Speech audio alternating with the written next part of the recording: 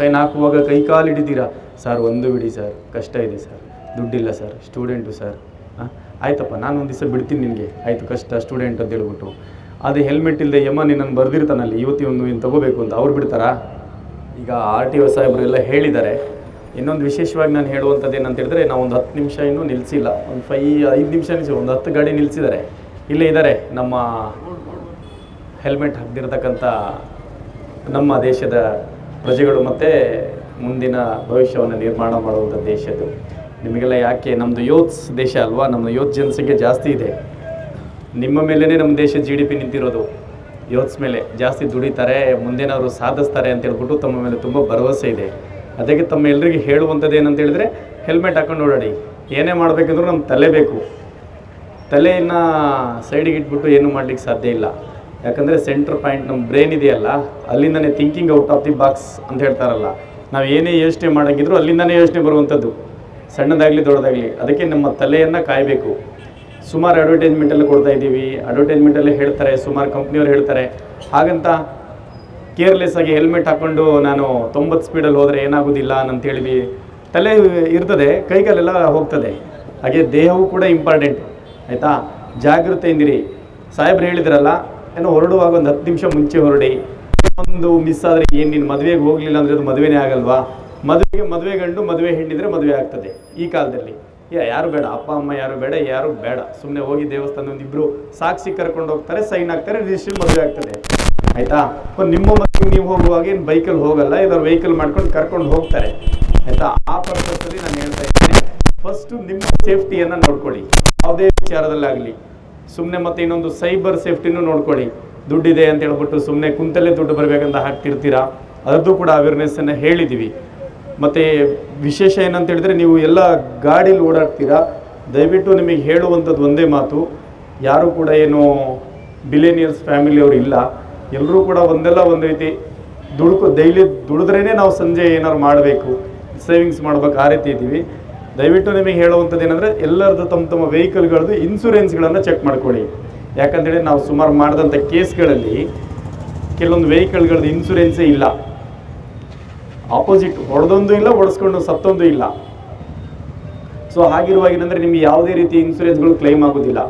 ನಿಮ್ಮ ಅಟ್ಲೀಸ್ಟ್ ನಿಮಗೇನಾದರೂ ಬೇರೆ ಸಣ್ಣ ಪುಟ್ಟ ಗಾಯಗಳಾಗಿದ್ರೂ 1 ಲಕ್ಷ 2 ಲಕ್ಷ ಖರ್ಚಾದರೆ ಹಾಸ್ಪಿಟ್ಲ್ ಬಿಲ್ ಕ್ಲೈಮ್ ಆಗ್ತದೆ, ಇನ್ಸೂರೆನ್ಸ್ಗಳಿದ್ದರೆ. ನಿಮ್ಮ ಇನ್ಸೂರೆನ್ಸ್ ಇಲ್ಲಾಂದರೆ ಅದನ್ನು ಮತ್ತೆ ನೀವು ಕೈಯಿಂದ ಭರಿಸ್ಬೇಕಾಗ್ತದೆ. ಯಾಕಂದರೆ ಅಪ್ಪ ಅಮ್ಮ ಕಷ್ಟಪಟ್ಟು ಸ್ಕೂಲಿಗೆ ಕಳಿಸಿರ್ತಾರೆ, ಮತ್ತೊಂದೇನೋ ಕಷ್ಟಪಟ್ಟು ದುಡಿತಾ ಇರ್ತೀವಿ, ಫ್ಯಾಮಿಲಿ ನಮ್ಮ ದುಡಿಮೆ ಮೇಲೆ ನಿಂತ್ಕೊಂಡಿರ್ತದೆ. ಆ ಟೈಮಲ್ಲಿ ಏನೋ ಒಂದು ಸಣ್ಣ ಪುಟ್ಟ ಆ್ಯಕ್ಸಿಡೆಂಟ್ ಆಗ್ತದೆ. ಅಲ್ಲ, ಈಗ ವೆಹಿಕಲ್ ಇದೆ ಅಂದಮೇಲೆ ಯಾರೇನು ಕಂಡುಕೊಳ್ಳೋಣ, ನಾನು ಇದು ಆ್ಯಕ್ಸಿಡೆಂಟ್ ಆಗ್ತದೆ, ನಾನು ಇದು ಮಾಡಬೇಕು ಅಂತ. ಕೆಲವೊಂದು ನಮ್ಮ ತಪ್ಪಿಲ್ಲರೂ ಸಡನ್ನಾಗಿ ಆಗ್ಬಿಡ್ತವೆ. ಆ ಟೈಮಲ್ಲಿ ಹೆಲ್ಪ್ ಆಗುವಂಥದ್ದು ಇನ್ಸೂರೆನ್ಸ್ಗಳು ತುಂಬ ಹೆಲ್ಪ್ ಆಗ್ತವೆ. ಇನ್ಸೂರೆನ್ಸ್ಗಳಿಗೆ ಯಾಕೆ ನಾವು ಮಹತ್ವ ಕೊಡಬೇಕಂತ ಹೇಳಿದರೆ, ನಮ್ಮ ಕುಟುಂಬ ಜಸ್ಟ್ ನಾವು ತಿಂಗಳಿಗೆ ಇಷ್ಟಂತ ಸೆಟ್ ಮಾಡ್ಕೊಂಡಿರ್ತೀವಿ, ಅಷ್ಟೇ ಆದಾಯ ಬರ್ತಿರುತ್ತೆ. ಇಮಿಡಿಯೇಟಾಗಿ ನಿಮಗೆ 1 ಲಕ್ಷ ರೂಪಾಯಿ ಬೇಕಪ್ಪ, ಆಕ್ಸಿಡೆಂಟ್ ಆಗಿದೆ ಅಂತ ಹೇಳಿದ್ರೆ ಎಲ್ಲಿಂದ ಕೊಡ್ತೀರಾ? ಸೊ ಆ ಬರ್ಡನನ್ನು ನೀವು ಕಟ್ಟುವಂಥ ಇನ್ಸೂರೆನ್ಸ್ ಅದು ಬರೆಸ್ತದೆ. ಸೊ ಅದಕ್ಕೆ ನಿಮ್ಮ ಇನ್ಸೂರೆನ್ಸ್ಗಳನ್ನು ರಿನ್ಯೂವಲ್ ಮಾಡ್ಕೊಳ್ಳಿ. ಎಷ್ಟೋ ಜನ ಗಾಡಿಗಳು FC ಮಾಡ್ಕೊಂಡಿಲ್ಲ, ಆಯಿತಾ? FC ಮಾಡಿಸ್ಕೊಳ್ಳಿ. ನಮ್ಮದ್ರಲ್ಲೇ ಸಿಕ್ಕಿ ನಾವೆಲ್ಲ ಫೈನ್ ಆಗ್ತಾ ಇದ್ದೀವಿ. ಮತ್ತು ಈ ಜನಗಳಿಗೆಲ್ಲ ಕೆಲಸಕ್ಕೆ ಇಲ್ಲೇ ನಿಂತಿರ್ತಾರೆ, ನೋಡಿದ್ದೀರಾ ಬೆಳಗ್ಗೆ ಎದ್ಬಿಟ್ಟು. ಆ ಗಾಡಿಗಳನ್ನು ಕೂಡ ವೆಹಿಕಲ್ ಕೂಡ ಸೀಸ್ ಮಾಡಿ ನಾನು ಕಳಿಸಿದ್ದೀನಿ. ಒಂದು 5-6 ವೆಹಿಕಲ್ ಎಲ್ಲ 10-20 ಸಾವಿರ ಫೈನ್ ಕಟ್ಟಿದ್ದಾರೆ. ಆದರೂ ಕೂಡ ಕೆಲವೊಂದು ಫೈನ್ ಹಾಕಿದ ದಿವಸ ಕೆಲವು ನಿಲ್ಲಿಸ್ತೀರಾ, ಮತ್ತೆ ಅದೇ ಚಾಳಿ ಸ್ಟಾರ್ಟ್ ಮಾಡಿದ್ದಾರೆ. ಯಾರಾದರೂ ಕರ್ಕೊಂಡು ಹೋಗುವಂಥ ಲೇಬರ್ಸ್ಗಳಿದ್ದಾರೆ, ನಿಮ್ಮ ಸೇಫ್ಟಿ ನೋಡ್ಕೊಂಡು ಹೋಗಿ, ಆಯಿತಾ?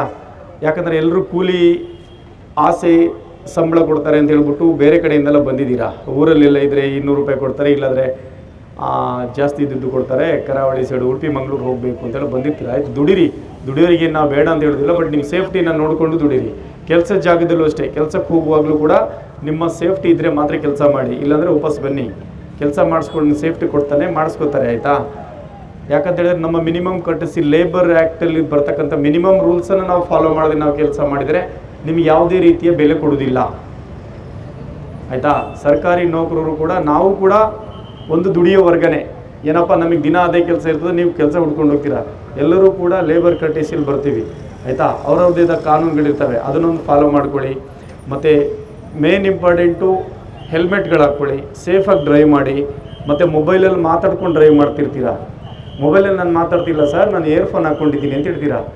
ಬ್ಲೂಟೂತ್ ಹಾಕೊಂಡ್ರೆ ನೀವು ಹಿಂದ್ಗಡೆಯಿಂದ ಹಾರ್ ನೋಡ್ದಂಗೆ ಕೇಳಿಸ್ತದಾ? ಯಾರೋ ಒಬ್ಬನ ಅರ್ಜೆಂಟ್ ಇರ್ತದೆ, ನಿನ್ನ ಹಾರ್ ನೋಡಿದ್ರು ಕೇಳಿಸ್ತಾ ಇರಲ್ಲ. ಅವನಿಗೆ ಯಾರೋ ಈ ಕಡೆ ಕರೀತಾರೆ ಅಣ್ಣ ಅಂತ ಹೇಳ್ಬಿಟ್ಟು, ಈ ಕಡೆ ನಿನ್ನ ತಮ್ಮನ್ನು ಮುಗಿಸ್ಬಿಡ್ತಾನೆ ಅವನು, ಆಯಿತಾ. ಅದಕ್ಕೆ ಫೋನಲ್ಲಿ ಮಾತಾಡಿದ್ರೆ ಇದು ಹೆಲ್ಮೆಟ್ ಹಾಕ್ಕೊಂಡಿರ್ತೀರ, ಒಳಗಡೆ ಇಯರ್ಫೋನ್ ಹಾಕ್ಕೊಂಡು, ಹೆಲ್ಮೆಟ್ ಹಾಕಂದ್ರೆ ಸ್ವಲ್ಪ ಕಡಿಮೆ ಸೌಂಡ್ ಕೇಳುತ್ತೆ, ಇನ್ನು ಇಯರ್ಫೋನಾಗಿ ನಿಂದೇ ಪ್ರಪಂಚ ಇರ್ತದೆ. ನೀನು ರೋಡ್ ಮಿಡ್ಲಿಗೆ ಹೋದ್ರೂ ಯಾರು ಬಂದರೂ ಏನೂ ಕೇಳಿಸೋದಿಲ್ಲ.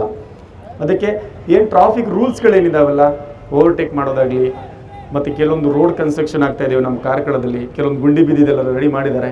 ರೋಡ್ ಡೈವರ್ಸ್ಗಳನ್ನು ನೋಡಿ, ಏನಕ್ಕಂತ ಹೇಳಿದ್ರೆ ನಮಗೆ ತುಂಬ ಬೇಜಾರಾದ ಸಂಗತಿ ಅಂದರೆ ಮೀಯರ್ ಆಕ್ಸಿಡೆಂಟ್ ಎಲ್ಲರೂ ಕೇಳಿರ್ಬೋದು, ನೋಡಿದಿರಿ ಅನಿಸುತ್ತೆ ಟಿ ವಿಲೆಲ್ಲ. ಒಟ್ಟಿಗೆ ಪಾಪ ಗುಲ್ಬರ್ಗದಿಂದ ಕಲಬುರಗಿಯಿಂದ ಬಂದಂಥವ್ರು ಟ್ರಿಪ್ ಬಂದು ಒಂದೇ ಫ್ಯಾಮಿಲಿಯವರು ಒಟ್ಟಿಗೆ 5 ಜನ ಡೆತ್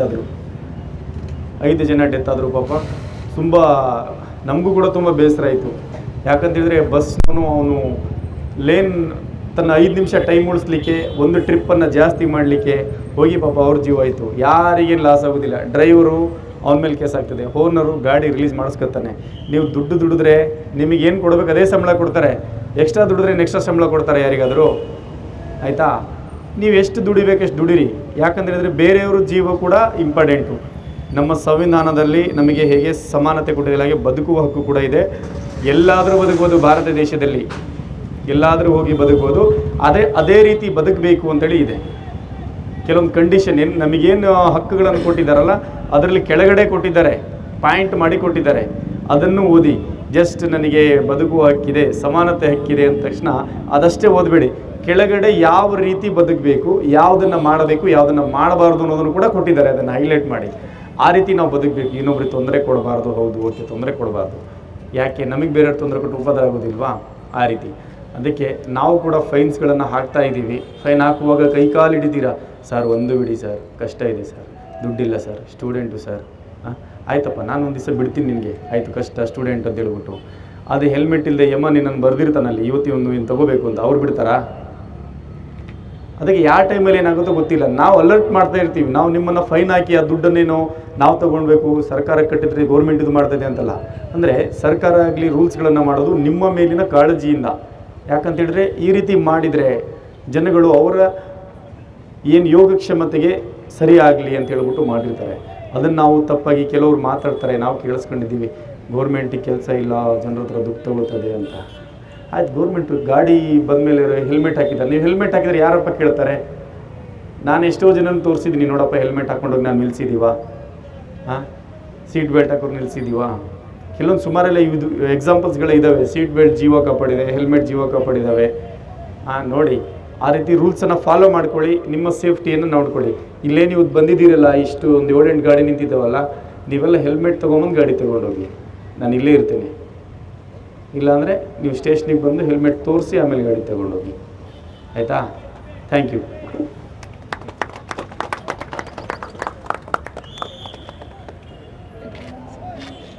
ಮುರಳೀಧರ್ ಅಂತ ಜಿಲ್ಲಾ ಮಾಜಿ ಗವರ್ನರ್ ಡಾಕ್ಟರ್ ಭರತೇಶ್ವರರು ನಮ್ಮನ್ನು ವೀಕ್ಷಕರು ಮಾತುಗಳನ್ನು ಆಡಬೇಕಾಗಿ ವಿನಂತಿಸ್ತೇವೆ. ಎಲ್ರಿಗೂ ನಮಸ್ಕಾರ. ನಾನು ಹೆಚ್ಚೇನು ಮಾತಾಡಲಿಕ್ಕೆ ಹೋಗೋದಿಲ್ಲ. ಇವಾಗಲೇ ನಮ್ಮ ಸಾರಿಗೆ ಅಧಿಕಾರಿಗಳು ಹಾಗೂ ನಮ್ಮ ಪೊಲೀಸ್ ಅಧಿಕಾರಿಗಳು ಬಹಳ ಉತ್ತಮವಾದಂಥ ಮಾಹಿತಿಯನ್ನು ನೀಡಿದ್ದಾರೆ. ನಮ್ಮ ಅಂತಾರಾಷ್ಟ್ರೀಯ ರೋಟರಿ ಆಯೋಗ, ಕಾರ್ಕಳ ರೋಟರಿ ಸಂಸ್ಥೆಯು ಕಳೆದ ಹಲವಾರು ವರ್ಷಗಳಿಂದ ಜನರ ಸುರಕ್ಷೆಗಾಗಿ ಇಂತಹ ಹಲವಾರು ರಸ್ತೆ ಸುರಕ್ಷೆಯ ಕಾರ್ಯಕ್ರಮವನ್ನು ಮಾಡ್ತಾ ಬಂದಿದೆ. ಇವತ್ತು ನಮ್ಮ ಮಾನ್ಯ ಅಧಿಕಾರಿ ಹೇಳಿದಾಗೆ ನಾನು ಹೇಳಿದೆ, ಯಾರೂ ಇಲ್ಲಿ ಕಾಣಿಸ್ತಾ ಇಲ್ಲ ಜನರು ಅಂತ. ನೋಡಿದರೆ ಅವಾಗಲೇ 10-15 ಬೈಕ್ಗಳು ನಮಗೆ ಇಲ್ಲಿ ಕಾಣಿಸ್ತವೆ. ಅವ್ರನ್ನ ನೋಡುವಾಗ ಪಾಪ ಅನಿಸ್ತದೆ. ಎಲ್ಲ 18ರಿಂದ 25 ವರ್ಷದ ಒಳಗಿನ ಯುವಕರು. ನಿಮಗೋಸ್ಕರ ನಿಮ್ಮ ಮನೆಯಲ್ಲಿ ನಿಮ್ಮ ತಂದೆ ತಾಯಿ ಅಥವಾ ನಿಮ್ಮ ಅಕ್ಕ ತಂಗಿ ಅಥವಾ ಕೆಲವರ ಹೆಂಡತಿ ಅಥವಾ ಕೆಲವರ ಮಕ್ಕಳು ನಮ್ಮ ಮನೆಯವರು ಎಷ್ಟೊತ್ತಿಗೆ ಬರ್ತಾರೆ ಅಂತವ್ರು ಕಾಯ್ತಾ ಇದ್ದಾರೆ. ಆದರೆ ನೀವು ಈ ರೀತಿಯಾಗಿ ಹೆಲ್ಮೆಟ್ ಹಾಕದೆ ಅಸುರಕ್ಷಿತವಾಗಿ ನೀವು ರಸ್ತೆಯಲ್ಲಿ ಸಂಚರಿಸುವಾಗ ಏನೆಂದು ಅಪಘಾತ ಆದರೆ ಕೂಡ ಹಲವಾರು ತೊಂದರೆಗೆ ನೀವು ಮಾತ್ರ ಆಗುವುದಲ್ಲ, ನಿಮ್ಮ ಮನೆಯವರು ನಿಮ್ಮನ್ನ ಒಂದು ಆದಾಯವನ್ನು ಅವಲಂಬಿಸಿದ ಮನೆಯವರು ಕೂಡ ಅದಕ್ಕೋಸ್ಕರ ತೊಂದರೆ ಪಡುವ ಹಾಗೆ ಆಗ್ತದೆ. ಅದರಿಂದಾಗಿ ಮಾನ್ಯ ಅಧಿಕಾರಿಗಳು ಹೇಳಿದ ಹಾಗೆ ಯಾರಿಗೂ ಕೂಡ ನಿಮಗೆ ತೊಂದರೆ ಕೊಡಬೇಕು ಅಥವಾ ನಿಮ್ಮ ದುಡ್ಡನ್ನು ತೆಗೆದುಕೊಳ್ಬೇಕು ಅಂತ ಮನಸ್ಸಿಲ್ಲ. ಆದರೆ ಈ ರೀತಿಯಾಗಿ ಒಂದು ದಂಡವನ್ನು ಮಾಡಿದಾದ್ರೂ ಕೂಡ ನೀವು ಒಂದು ಜಾಗೃತಿಯಿಂದ ಹೋಗ್ತಿರೋ ಅನ್ನುವಂಥ ಒಂದು ಭರವಸೆಯಿಂದ ಸರ್ಕಾರವಾಗಲಿ ಅಥವಾ ನಮ್ಮ ಇಲಾಖೆ ಆಗಲಿ ಇಂತಹ ದಂಡವನ್ನು ತೆರ್ತಾ ಇದ್ದಾರೆ. ಅಂದರೆ ಪ್ರೀತಿಯ ಪ್ರಯಾಣಿಕರು ದಯವಿಟ್ಟು ಇನ್ನು ಮುಂದಕ್ಕಾದರೂ ನಮ್ಮ ಅಧಿಕಾರಿಗಳು ಹೇಳಿದಾಗೆ ಯಾವಾಗಲೂ ಕೂಡ ಒಳ್ಳೆಯ ಒಂದು ಹೆಲ್ಮೆಟನ್ನು ಧರಿಸಿಕೊಂಡೇ ವಾಹನವನ್ನು ಚಲಾಯಿಸಿ ನಾನು ಕೆಲಸ ನೋಡ್ತೀನಿ, ಕೆಲವು ಯುವಕರು ತಲೆಗೆ ಹಾಕೋದಿಲ್ಲ, ಕೈಯಲ್ಲಿ ಇಟ್ಕೊಂಡು. ಆ್ಯಕ್ಚುಲಿ ಅದು ಸುರಕ್ಷೆಗಿಂತ ತೊಂದರೆ ಜಾಸ್ತಿ ಆಗ್ತದೆ. ಅದರಿಂದಾಗಿ ದಯವಿಟ್ಟು ನಿಮ್ಮ ಸುರಕ್ಷೆ ಹಾಗೂ ನಿಮ್ಮನ್ನು ಅವಲಂಬಿಸಿದ ಕುಟುಂಬದ ಸುರಕ್ಷೆ ಹಾಗೂ ಬಹುಶಃ ನಮ್ಮ ಪಾದಾಚಾರಿಗಳ ಸುರಕ್ಷೆ ಬಗ್ಗೆ ಕೂಡ ನೀವು ಗಮನವನ್ನಿಟ್ಟುಕೊಂಡು ನಮ್ಮ ಈ ಒಂದು ಸಾರಿಗೆ ನಿಯಮವನ್ನು ದಯವಿಟ್ಟು ಪಾಲಿಸಿ. ಇಂತಹ ಒಂದು ಒಳ್ಳೆಯ ಒಂದು ಕಾರ್ಯಕ್ರಮ ಮಾಡಿದಂತಹ ನಮ್ಮ ರೋಟರಿ ಕ್ಲಬ್ ಸರ್ವ ಸದಸ್ಯರಿಗೆ ನನ್ನ